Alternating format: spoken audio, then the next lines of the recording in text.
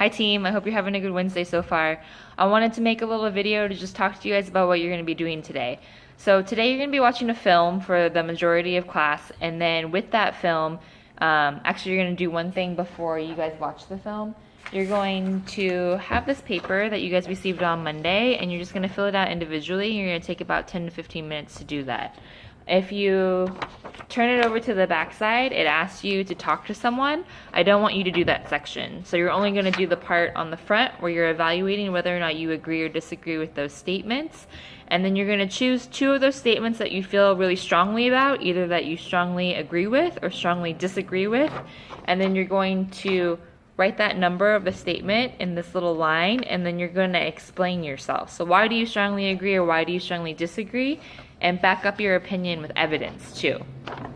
Then what you guys are going to do for the rest of the period is you guys are going to watch the film Freedom Riders, and while you watch the film you're going to evaluate the characters' choices and you're going to document it on this handout.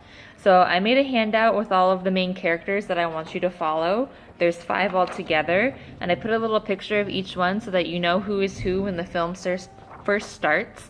And what I want you to do is I want you to think about the motivations of the character. So what are the things that the character has surrounded him or herself with?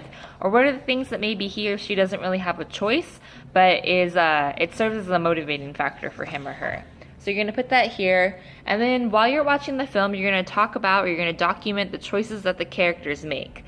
So this doesn't have to be always like a big decision that they're presented with. It could be as little as a choice of what they decide to do or how they decide to react when they're in certain situations. So you're going to document that in the middle column.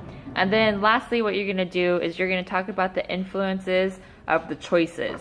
So within the moment, why is it that they make a decision that they make? So for instance, if they choose to fight someone, what is it about that moment that influences them to fight someone, or that creates the context in which they would have to fight someone?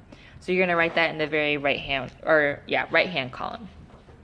You're going to do it for all of the characters while you're watching the film, and then at the very end of the film, you're going to do a reflection where you choose one character and you talk about their choices over the course of the film and what brought them to their ultimate conclusion at the end. There's going to be an example that's left for you on your desk also, and if you're confused, you should ask the sub to help you as well.